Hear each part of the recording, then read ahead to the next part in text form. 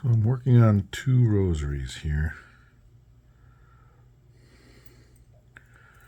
Making these for my friend Sean and his wife down in Illinois. They're giving it to their son and his fiance as wedding gifts. And I've been doing this for a few years. I don't know if I've ever made one specifically as a wedding gift. I think I've done a few. But what's unique about this one, about this project, is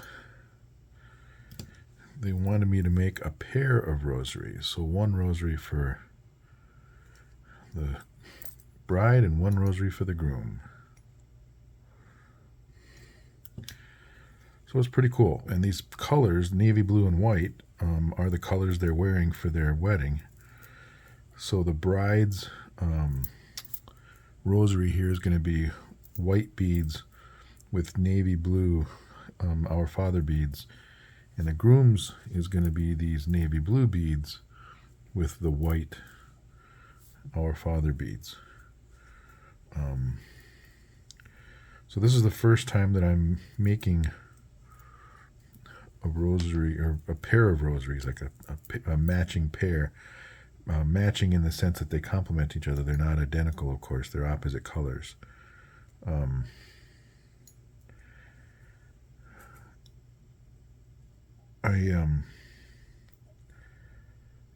I'm making these rosaries, I try to put as much thought into it as I can. And I've definitely had the opportunity to make multiple rosaries for folks before, 2 or 3 rosaries. And I just make one, I make another, and I make another. But in this case, I got to thinking, often when I start a rosary, I'll sit here with the parts in front of me and I just kind of pray for a second and think, all right, how am I doing this? And I just kind of let the Holy Spirit guide me. And I just had this feeling that I want to make these 2 rosaries together, create them simultaneously instead of making one and then making the other. And I felt that simply because this is a wedding gift. There's 2 people coming together as one, and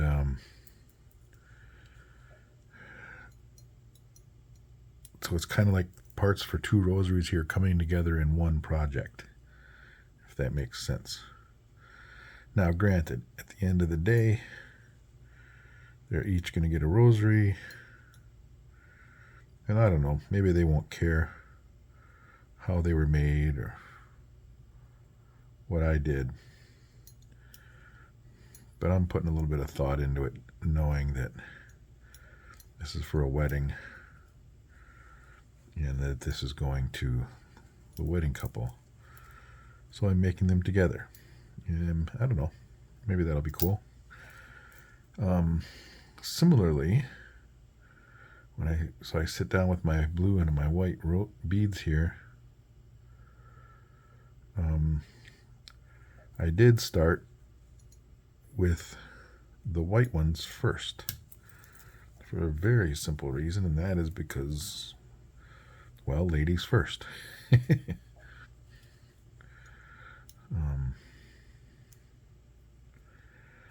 So anyway, I've got my decades all made.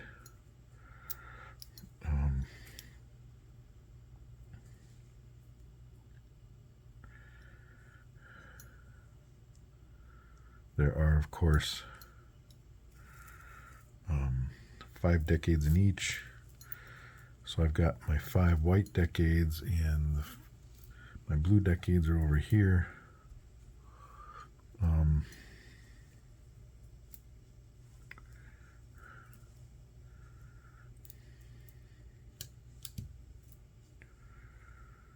Let's see here. I made all the decades. I put the eye pins here in the Our Father beads. I cut the lengths of chain. Interesting little trivia, there are 14 pieces of chain in one rosary. So I have 28 pieces of chain that I cut here, all set to go.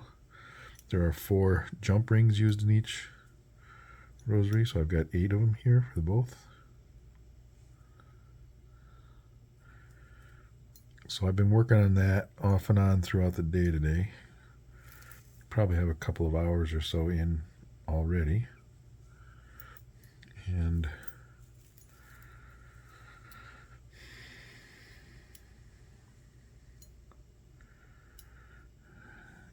now I'm just assembling everything that I've done. So I'm putting the chain, connecting the chain to all the beads.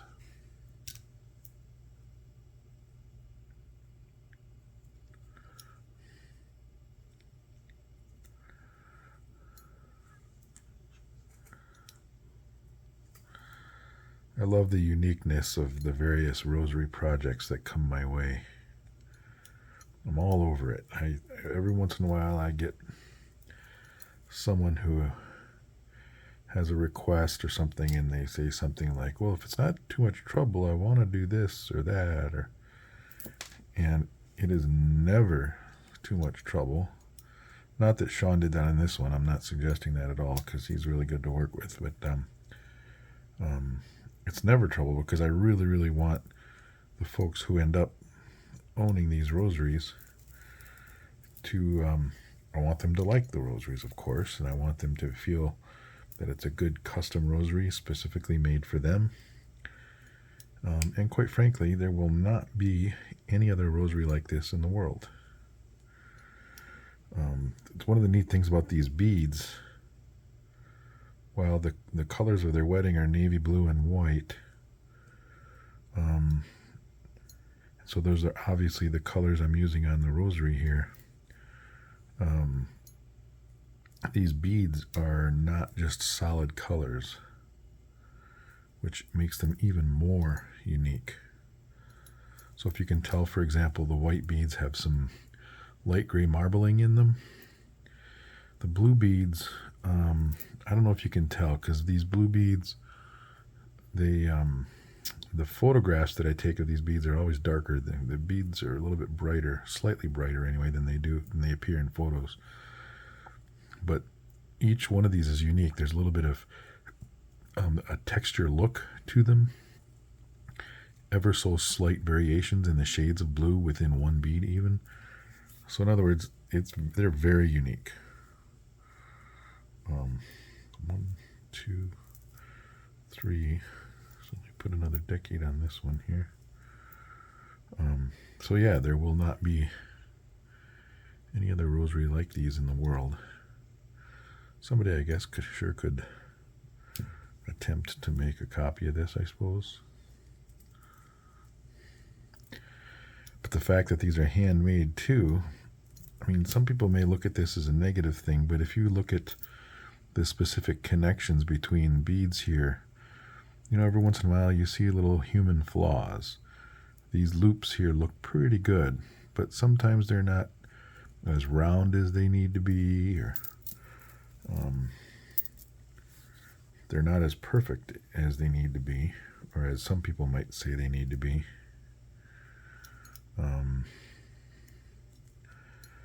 But that's what you get when you get a handmade rosary.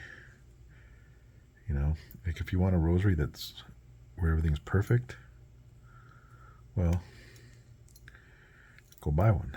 The ones made by machine are certainly much more consistent than the ones made by my human hands anyway. So anyway, just putting these all together. There's our Father bead and a small piece of chain.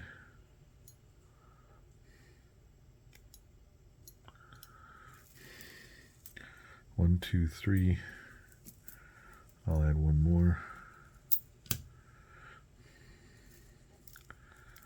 I'm kind of going back and forth here. my little work spot here. My workbench is just, it's a desk. I love working on this desk. This desk actually, well, you can't see my desk. All you can see is my towel workspace here. But my desk here used to belong to my grandfather, Bob Olson. He was a salesman for American Greetings Company. When he died, I was living in California at the time. He was living in Green Bay. And I called my mom. I talked to both my mom and my uncle, and I said, I want Grandpa's desk. It was kind of a weird thing. I've just always loved his desk. I don't know why,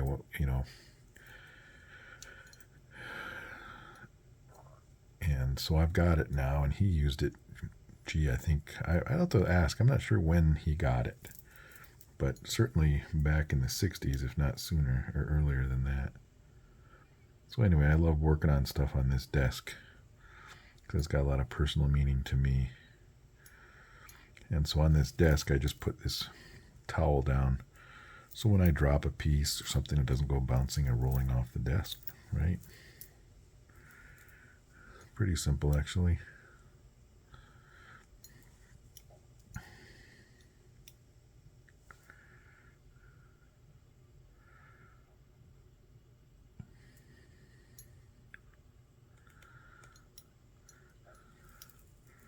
A little inside info on my tools here too. I like the tools that have a spring inside them. So I've got this one here. This one I use to, in combination with this one, to open up the eye pin or the jump rings. This is the tool I use to cut my chain. It's got a spring in it also. Every once in a while I get a eye pin here that's a little crooked, and I use this one to flatten it. And then this is the pliers that I use to create the loops on there. I grab onto it and turn it. And the fact that it's the round head helps to make those round, smooth round ends to the eye pins. So let's see what I got here. Another decade here.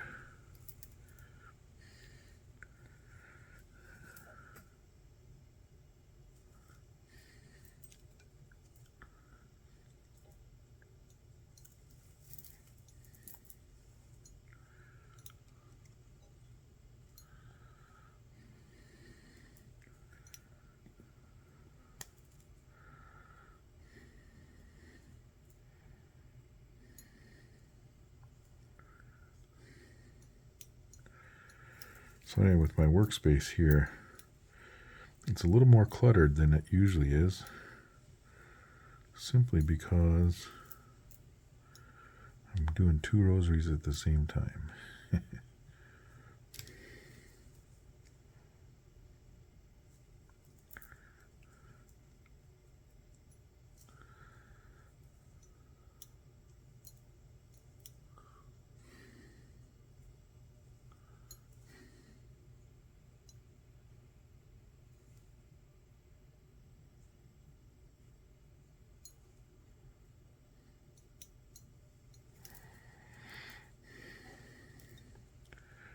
Alright, I'll put the last decade on this one. And as I get toward the end, not quite toward the end yet here, but as I get closer to the end, I will intentionally finish the white one first, simply because ladies first. That's it. And that's, while ladies first is kind of a societal norm, ladies first is a lesson that I learned from my mom. God rest her soul.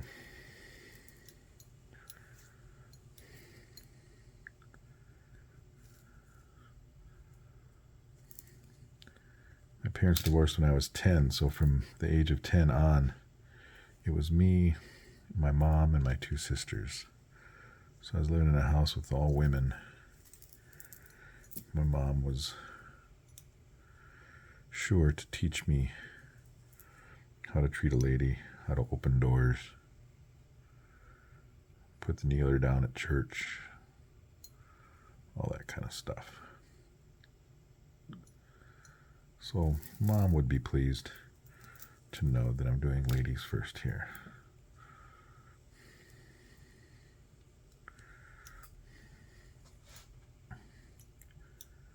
All right, this is the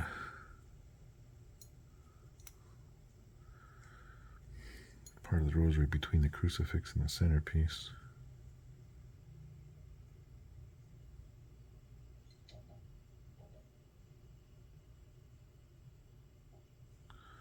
Well,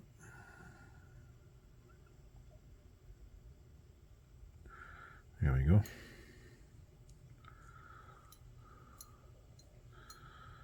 Sometimes they're just a little stubborn, but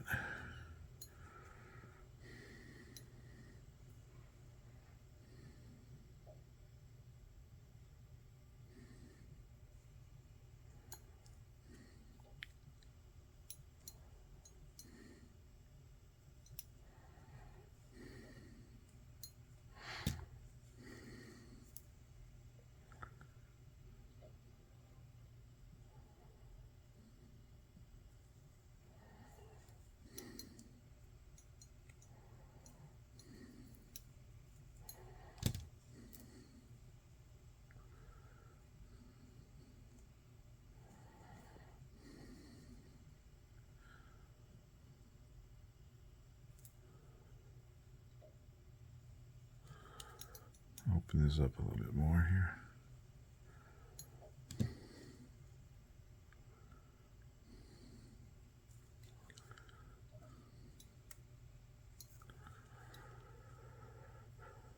All right.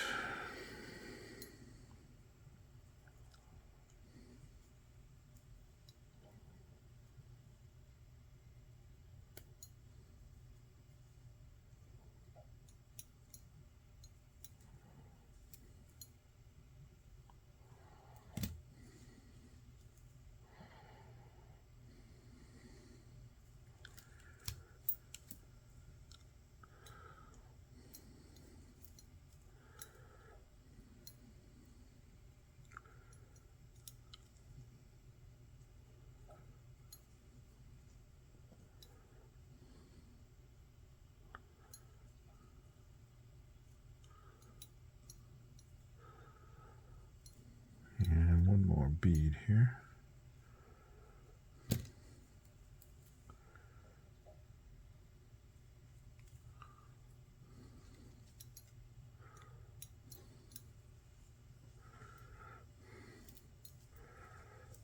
All right, so final assembly's yet to do.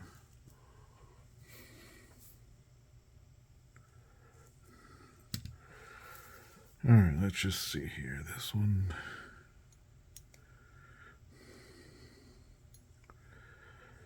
So I've got this is my little pile of chain links that I've cut. There are two over here sitting off to the side. And those are separate because there's an extra link. So generally between decades here in the Our Father beads, I put a 4-link piece of chain. This one I just put on has 5 links. And the reason for that is when you're holding the rosary up in the air, because of the way that the rosary lies, I want the crucifix to face forward and not sideways. So I just need an extra link in order to make that happen. Wait a second here, I forgot I already have jump rings on these crucifixes. But I'll tell you what, I'm going to take those off. And I'm going to use the other jump rings so that they match the rest of the rosary.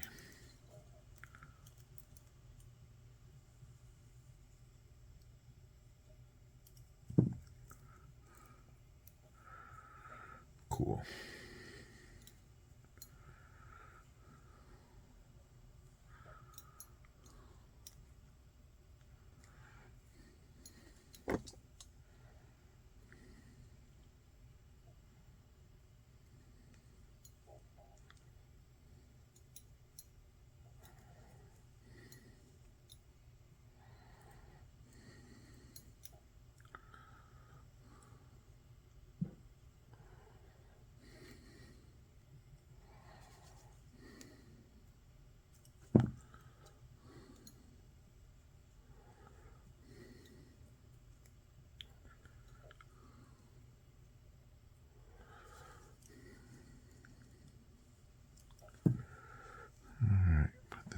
here.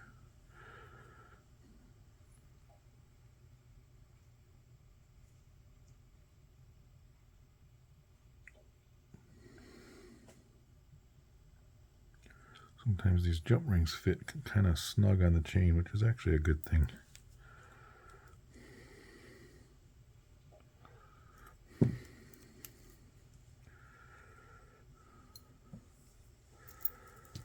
All right. I gotta hold these. So this is one length of rosary here, and here's the other one. I gotta hold these up into the air though to get all the kinks out and let them fall nice and flat and straight before I connect them to the centerpiece. So I'm gonna do that. I can't really get that on camera though.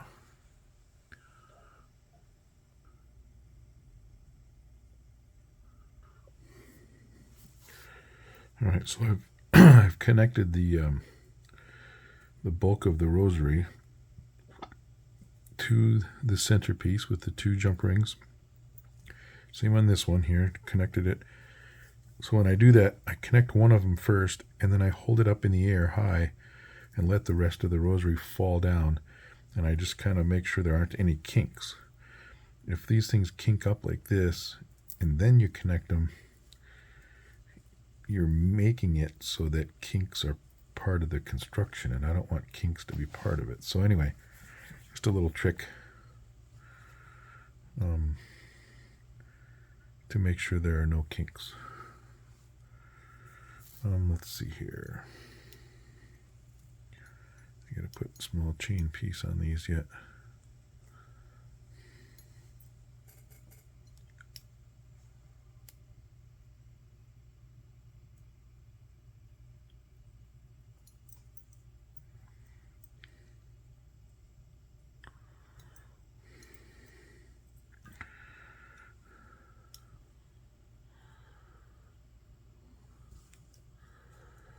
Alright, this is the final jump ring for the bride's rosary.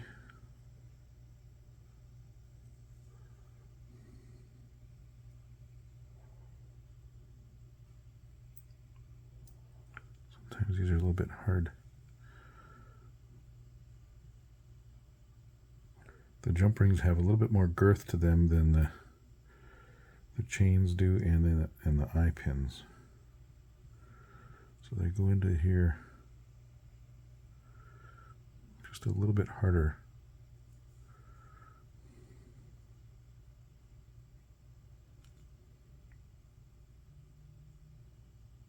Here we go.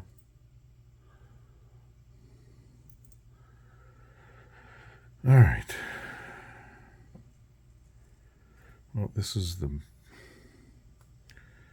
groom's rosary. I'm not going to do that one first. Finish the bride's rosary first.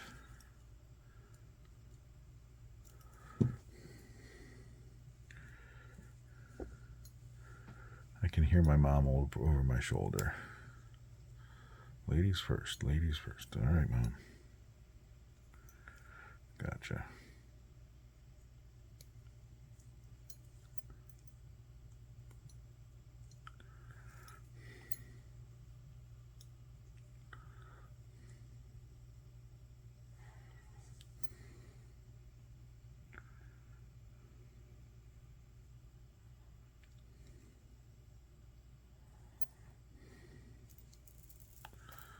All right, we'll connect this one on here. Now, because of the way this is, it's possible that so what happens is here's the front of the centerpiece, the miraculous medal, and here's the front of the crucifix, and of course it's backwards. But that's just by chance, it happens to fall on backwards, so it's a 50-50 shot. And when it does that, I just flip it around and we're good to go.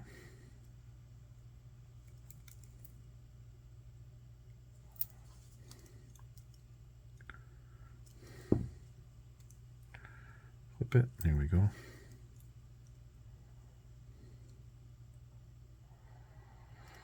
There, little details like that make the difference. So when it's laying flat, and this is forward, the miraculous medal is forward, the crucifix will be forward. All right, let me attach the groom's rosary now. There we go.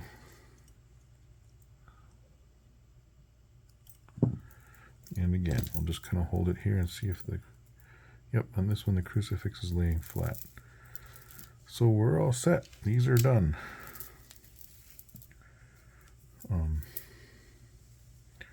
Here's the groom's rosary.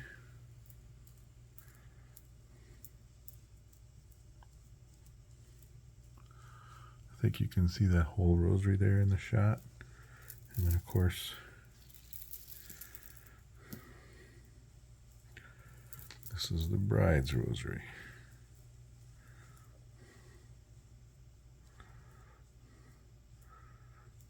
This is a great project. Sean, glad to do this for your family.